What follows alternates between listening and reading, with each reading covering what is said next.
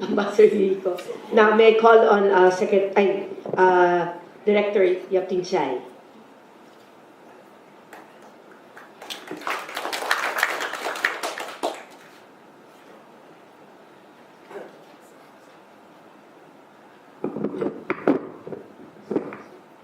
Good afternoon. I'm the head of the Sector Planning Bureau. That was formerly the Office of Policy Research of the Department of Trade and Industry. Kasi minsan parang I hesitate to use Sector Planning Bureau because we're not really doing sector planning.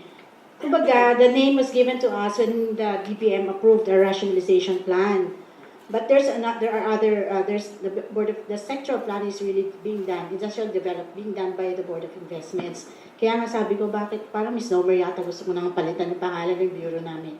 Anyway, basically kami yung policy support and technical support to the Secretary. Parang wala naman ako yatang parang ma-refute doon sa mga findings and even some of the recommendations given, presented in the paper. I just highlighted marked some points here in the paper that I just want to give my reactions. Pwede ba mag-disclaimer? Hindi to official position ng DTI, ha?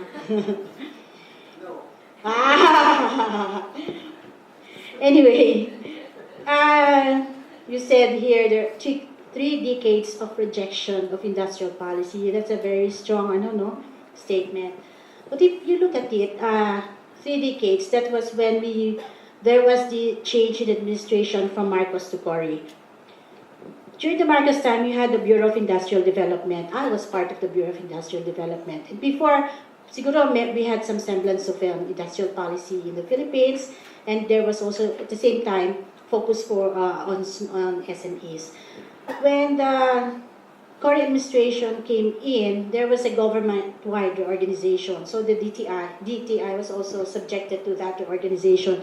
The Bureau of Industrial Development was abolished. So that also shows na yung parang nawala sa picture yung industrial policy, parang yung sinabi niyo that it's been left to market forces. So some of the functions have been given to the Board of Investments, but at that time, BOI was really a regulatory agency that was in charge of tax incentives administration. So siguro parang sabi namin, coming from the BID, ano nang mangyayari doon sa sector development, ganon. So anyway, it went on until now, as the paper mentioned, PDTI went back to look at manufacturing through the Manufacturing Resurgence Program and also the National Industrial Strategy. There was a time when I really asked the Secretary point blank. That was, I think, Secretary Favela. Sabi ko, sir, ano ba talaga priority natin? Is it services sector or manufacturing? So what he said was, pareho naman. Ako, I feel pareho.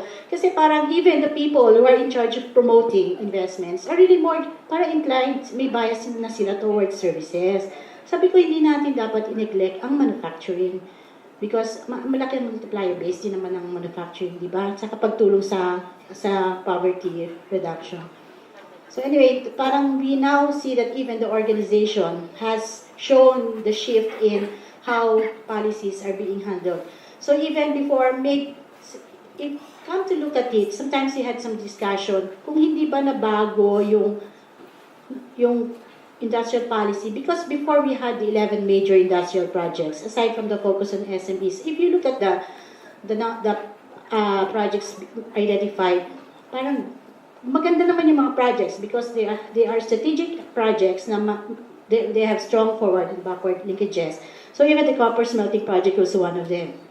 So maybe sayang pero that time kasi we had that really steep depreciation of the peso. Parang part of the problem was really the depreciation. Parang our loans for the projects were dollar denominated. So malaking contribution din yun sa pagbagsak din pag-fail ng mga projects na yun. Anyway, there's also a statement here that the choice of the industries parang lean towards FDIs. Meron na doon. The greater focus on industries already developed by FDIs. So parang, this is my personal opinion, parang But if you look at it, kasi di ba yung industrial development nga, it's being led by the Board of Investments. They're also in charge of promoting FDIs. And they're also the ones formulating the investment priorities plan.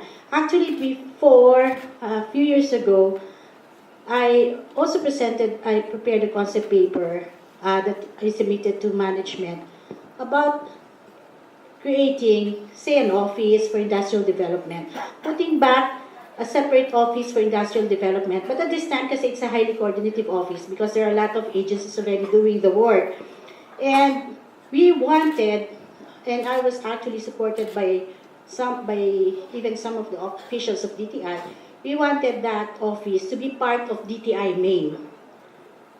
The main department, the Department of Trade and Industry. Kasi yung sa ngayon, industrial development is being handled by BI, which is an attached agency to the Department of Trade and Industry. So, parang lumalabas pati organization has something to do with these things. Yung sa unified framework, industrial development to be led, overarching industrial development, ano. So, it's true naman na, but we've been trying really to reach out to the Department of Agriculture, even in sa development ng roadmaps. Even several years ago, there was this strong debate between DA and DTI. Talaga yata hindi maalis na parang sinasabi that it should be agriculture-led development. Siyempre kami naman sa DTI, namin, industrial-led development. But we're looking at balanced agro-industrial development. So, but even then, even a few, mga 2 years ago, meron na naman lumabas na, na question sa top management. Sabi, saan ba natatapos ang scope ng trabaho ng DA at saka saan mag-start yung trabaho ng DTI? So, parang lumalabas pa rin yung turf, yung turf na yun. Sabi ko, tignan na lang kaya natin yung PSIC, yung Philippine Standard Industrial Classification. Anyway, yun yung mga, parang yung lack of integration, coordination pa rin siguro, maybe at the level siguro, sana, when this is a challenge for the Duterte administration, when we formulate our new development plan, makita yon. So, we'll like to look at, kasi syempre pag-develop ng chapters, kasi kanya-kanyang department, like DTI will be assigned to do the Industry and Services chapter. Pero yung NEDA kasi yung overall na nagko-coordinate ng formulation and development plan. So maybe somebody from NEDA there, maybe siguro pakinggan natin yung kanilang sinasabi. Meron namang, totoo naman din kasi, di ba? Pagka, kasi alam ko, pagka ganun, naka-assign sa amin Industry and Services chapter. So, yun lang po kasi my time is up. Yun po lang po may share ko sa inyo. Thank you.